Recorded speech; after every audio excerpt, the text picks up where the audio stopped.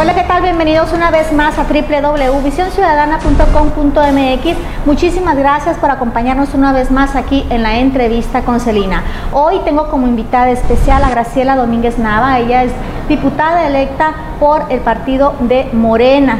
Ella también es coordinadora de la bancada mayoritaria en el Congreso del Estado de Sinaloa por el partido de Morena, PES y PT, así como también la virtual coordinadora, ¿verdad?, de la Jucopo, ahí en el Congreso del Estado de Sinaloa. Bienvenida, Graciela, muchísimas gracias por acompañarnos, ya tiempo sin verte, y pues un abrazo, la verdad, y bienvenida aquí en la entrevista. Buenos días, Celina, muchísimas gracias por la invitación, muchísimas gracias a tu auditorio. Muy contentos de estar de nuevo aquí, de frente a la ciudadanía, listos para trabajar por ustedes. Graciela Domínguez Nava ya fue diputada en el Congreso del Estado, pero en aquella ocasión como diputada del PRD, hoy como el partido de Morena. ¿Quién es Graciela Domínguez Nava? Y te hago esta pregunta por aquellas personas, la ciudadanía que nos está viendo y que dice o se ha rumorado bastante que no se conocen a los diputados de Morena. En esta ocasión, pues tú los vas a encabezar a la mayoría de tu bancada en el Congreso del Estado, y por ende pues ya fuiste diputada, ya conoces, tienes la experiencia. Platícanos un poco sobre Graciela. Bueno, Graciela Domínguez Nava es una mujer que tiene más de 20 años participando en la izquierda social de este país. Milité en el PRD, fui diputada local por el PRD de la 59 legislatura, soy licenciada en Sociología, lo cual nos ha permitido tener una visión social de la problemática que se atraviesa en los distintos sectores de nuestra sociedad. Te puedo comentar que también me he involucrado en el ámbito educativo. Recientemente colaboré en el equipo de la Universidad Tecnológica de Escuinapa, una universidad nueva, universidad pública. Y bueno, consideramos que tenemos la experiencia, tenemos una visión social y política que nos respalda para estar representando a los ciudadanos en esta próxima legislatura. Pues en esta próxima legislatura, en esta próxima 63 legislatura, vas a tener muchísimo trabajo, vas a tener el trabajo doblemente de la conciliación, de estar escuchando a los diputados en el Congreso del Estado, y creo que esa no es tarea fácil. ¿Cómo van a iniciar las tareas o los trabajos al interior del Congreso una vez que ya hayan entrado?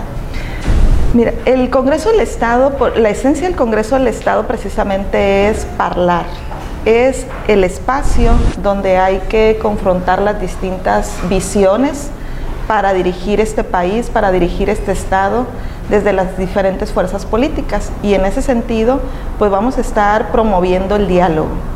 Como nos va a tocar ser mayoría en esta próxima legislatura, nos va a tocar la responsabilidad, una alta responsabilidad de conducir los trabajos al interior del Congreso.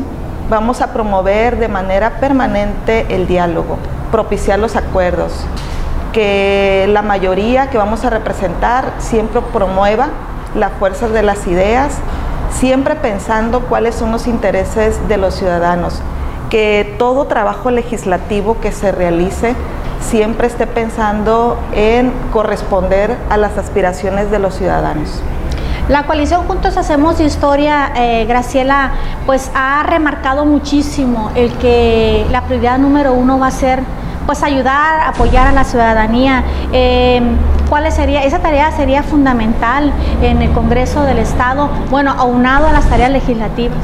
Sí, mira, los ciudadanos dieron una muestra de buscar un cambio de fondo en la política de este país y de este Estado.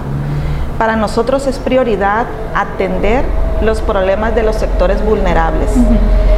Nuestro Estado tiene una gran oportunidad de participar en un proyecto que el próximo gobierno federal ha determinado como una esencia de este nuevo proyecto, que es la soberanía alimentaria. Por ejemplo, nosotros contamos con un ejido que está siendo socavado, que los campesinos han sido desplazados de sus tierras, como Congreso tendremos que contribuir para que se entre a un proceso de restitución de las tierras ejidales. Hay que decir que son el sector de la agricultura más vulnerable, más desprotegidos. Hacia allá queremos trabajar para rescatar el ejido. Queremos trabajar también para empujar el rescate del sector cooperativista. La pesca es un sector abandonado. Los campos pesqueros viven una serie de problemáticas que como proyecto vamos a darle prioridad. En ese sentido también nos interesa trabajar por los adultos mayores. Aquí quiero hacer un espacio para felicitar. Hoy es día de todas las abuelas y los abuelos. Felicidades. Son quienes nos dieron toda una vida productiva y que nosotros estamos hoy obligados ética y moralmente y socialmente para cumplirles. En ese sentido también es uno de los sectores vulnerables que hay que atender. Te diría también, por ejemplo, hay que legislar para que en el ámbito de la educación podamos establecer por ley apoyos para que la educación se garantice de manera gratuita a todas las familias, a todos los niños de este país. Sabemos que aquí en Sinaloa, por ejemplo, existe el programa de uniformes escolares, pero necesitamos que por ley se establezca la obligación, que no quede sujeto a la decisión del gobernador en turno de destinarle presupuesto a este proyecto, sino que por ley podamos establecer que esa sea una prioridad y que ante cualquier eventualidad de la presupuestación eso se garantice de manera permanente. Ese es un apoyo para que la educación sea gratuita. Tenemos muchas familias que tienen dificultades para que sus hijos puedan acudir a la escuela y poderles solventar todas las necesidades. En ese sentido, con estos ejemplos yo te diría, nuestro enfoque será precisamente atender en primerísimo lugar a los sectores vulnerables. Y en cuanto al tema de austeridad, ¿cómo van a iniciar o cómo van a llegar al Congreso del Estado? Mucho se ha hablado de que se van a rebajar los sueldos a los diputados, igualmente a los senadores. Aquí en el Congreso, ¿cuál sería la tarea principal en ese tema? En campaña hicimos un compromiso: no más gobiernos ricos mientras tenemos una gran población que está en pobreza extrema. Necesitamos tener una voluntad política y eso es lo que vamos a promover al interior del Congreso para que el Congreso le cueste menos a los impuestos públicos de los ciudadanos. Para empezar, tenemos que poner el ejemplo, la disminución de los salarios de los diputados. Pero hay que revisar otra serie de apoyos que se generan al interior del Poder Legislativo. Te pondría el ejemplo, ¿por qué no desaparecer el concepto de el gasto de los servicios médicos privados? Creo que el diputado puede acudir a atenderse en el ISSSTE como cualquier otro ciudadano. En ese sentido podemos y tenemos la obligación de buscar una política de austeridad, de promover con las otras fuerzas políticas una política de austeridad, y en ese sentido vamos a trabajar. También hay otros gastos al interior del Congreso. ¿Sería eliminar esto, unos cuantos, y bajar el sueldo? ¿Y de cuánto sería si se bajara el sueldo? No sé si ustedes ya han hecho un análisis sobre este tipo de situación. Mira, para no adelantar cifras, te comentaría, nosotros en campaña hicimos el ofrecimiento de que hay la necesidad de bajar el sueldo a un 50%. ¿Cuánto representa esto? No lo tenemos aún calculado, será parte de los temas que hay que revisar junto con las otras fuerzas políticas, pero que el ciudadano tenga la confianza de que vamos a cumplir, buscando que la clase política al interior del Congreso no le cueste de manera ofensiva al erario público. Claro, hay que hacer una política de austeridad que no represente sacrificar el trabajo del Congreso. No se trata de paralizar las tareas, pero sí hacer una revisión, hacer ajustes y también revisar la necesidad de apoyar áreas importantes del Congreso. Te daré un ejemplo. El Congreso carece de áreas especializadas precisamente para apoyar el trabajo legislativo. Contamos con un Instituto de Investigaciones Parlamentarias que no hace investigación, y el instituto debería de convertirse, y esa va a ser una de nuestras tareas, en un espacio que haga investigación y que esta investigación se traduzca en insumos para hacer un mejor trabajo por parte de los diputados, que se revisen una serie de elementos que haga que el Congreso, que los diputados puedan legislar de manera más responsable. Aquí, Graciela, preguntarte también, ¿cómo llegan los diputados de Morena al Congreso del Estado? Te comentaba hace rato que mucho pues, se ha rumorado y se ha comentado entre la misma ciudadanía que son diputados que no se conocen y que a lo mejor pues, no tienen el perfil adecuado para estar como un diputado, lo que se requiere para ser diputado. ¿Cuál sería tu opinión al respecto? Yo considero que todos mis compañeros están en condiciones de representar a los ciudadanos. Los ciudadanos les dieron el respaldo, son compañeros que durante más de 4 años han venido trabajando, han venido visitando casa por casa.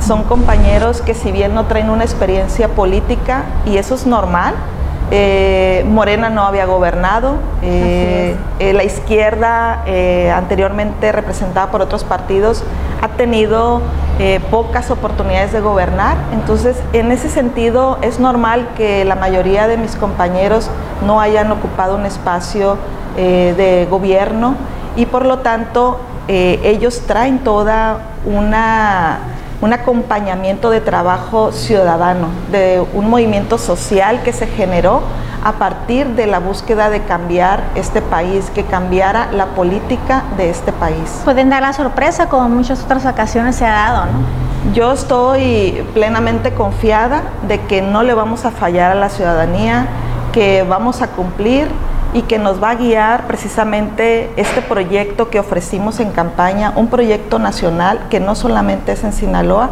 sino que vamos a trabajar de la mano de este proyecto nacional para cumplir con las aspiraciones de los ciudadanos. ¿No llegan, sí, indefensos y sin conocimientos al Congreso? Claro que no. Nuestros compañeros han reivindicado y han luchado precisamente porque la política en este país cambie. Eso los ha llevado y les dio la posibilidad de ser candidatos y de ser electos hoy como diputados. ¿Cuál es el reto para Graciela Domínguez Nava en esta próxima 63 legislatura? El reto es cumplirle a la ciudadanía. Tenemos la gran oportunidad de ser mayoría en la próxima legislatura y con ello empujar grandes acuerdos para que Sinaloa pueda dar un salto en una serie de temas importantes. Por ejemplo, para nosotros también va a ser muy importante que en materia de derechos humanos podamos dar cumplimiento. México ha firmado una serie de tratados internacionales, pero nuestro Estado no ha cumplido con esta parte. Y te pondría unos ejemplos. Necesitamos avanzar a la ley de protección a los defensores de derechos humanos y de periodistas. Necesitamos avanzar a la creación de la ley de protección a los migrantes. En materia de derechos humanos es una gran oportunidad también que vamos a poner como prioridad, y esos son parte de los retos que tenemos como grupo parlamentario. En cuanto a transparencia y rendición de cuentas y el tema de la misma ACE, ¿cómo actuarán?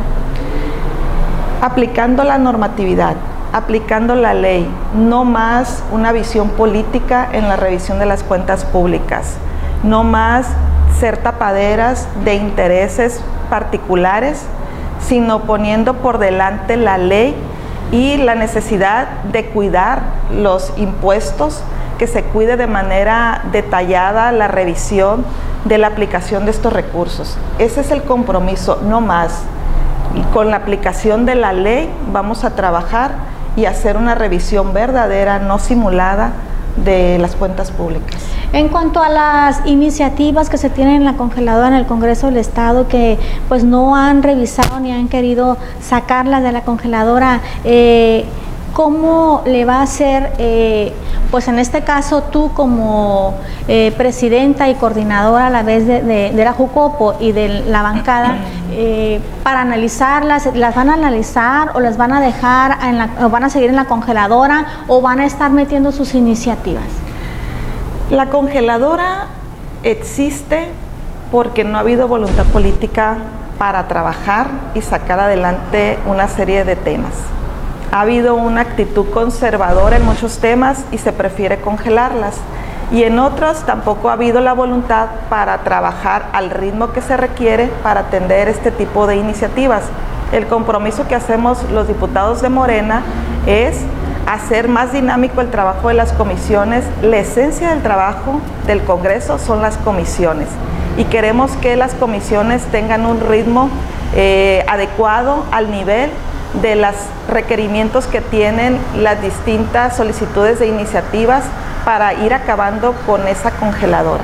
¿Podría haber voluntad política, como bien lo decías ahorita? Nos han sacado por falta de voluntad política. ¿Podría haberlo en esta 63 legislatura para apoyarlos a ustedes y sacar algunas de las importantes que se encuentran en la congeladora? Por decirlo así, el PRI, que es con una de las bancadas con las que más se batalla en muchas de las ocasiones para poder hacer ese tipo de cosas. ¿Podría haber la voluntad política, digo, después del golpe bajo que recibieron por parte del tsunami de Morena? Esperamos que mediante el diálogo podamos avanzar con todas las fuerzas políticas. Aquí el compromiso que hacemos es que como mayoría vamos a empujar en ese sentido. Vamos a buscar convencer con la fuerza de las ideas.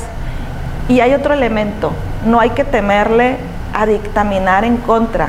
Yo creo que toda iniciativa merece ser atendida y si como diputados por mayoría se resuelve que no es procedente tal solicitud de reforma, pues hay que decirlo abiertamente de cara a la ciudadanía. El llamado que tú le haces ahora que pues ya próximamente a ocupar el Congreso del Estado, pues a todas las fuerzas políticas, principalmente pues a lo que tú vas a representar, para empezar a trabajar, unir fuerzas.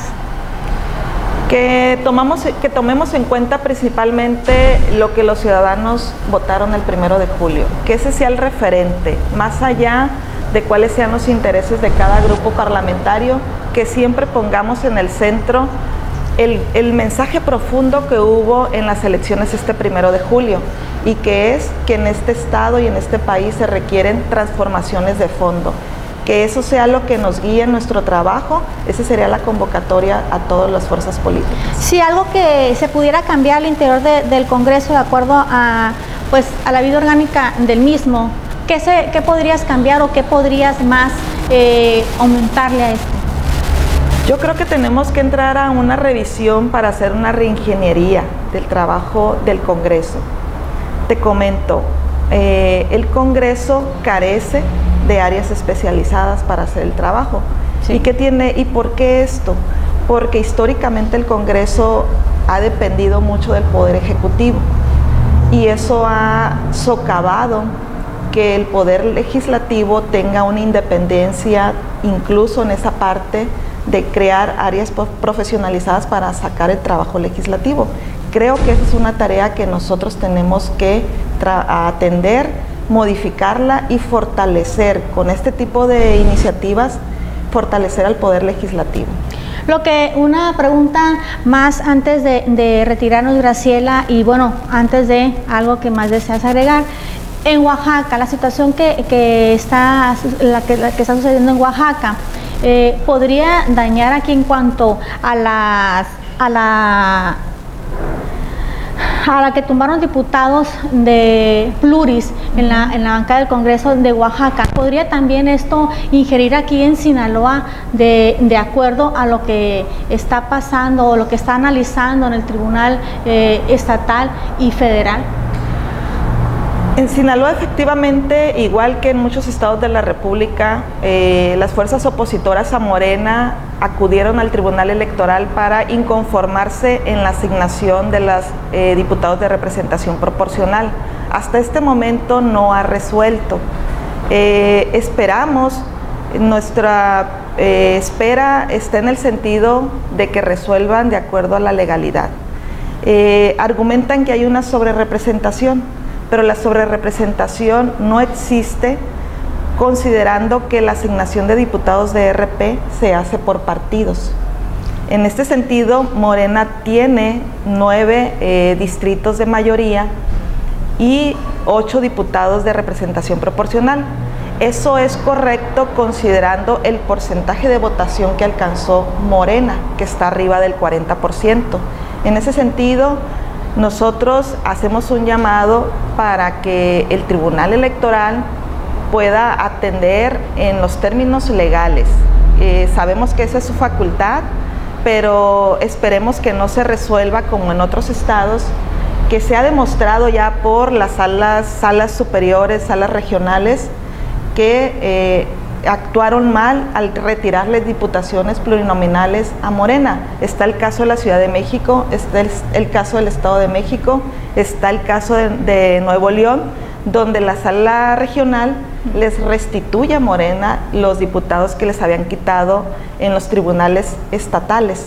En ese sentido, esperemos que aquí en Sinaloa haya una resolución apegada a la legalidad. Pero en estos momentos, en lo que también añaden fraude a la ley, ¿pueden dañar tu diputación aquí en Sinaloa? Igual que a otros diputados, sí, por la vía pluri. El argumento del fraude a la ley, incluso también en el Estado de México, en otros tribunales de la Sala Superior, quedó establecido que no hay fraude a la ley.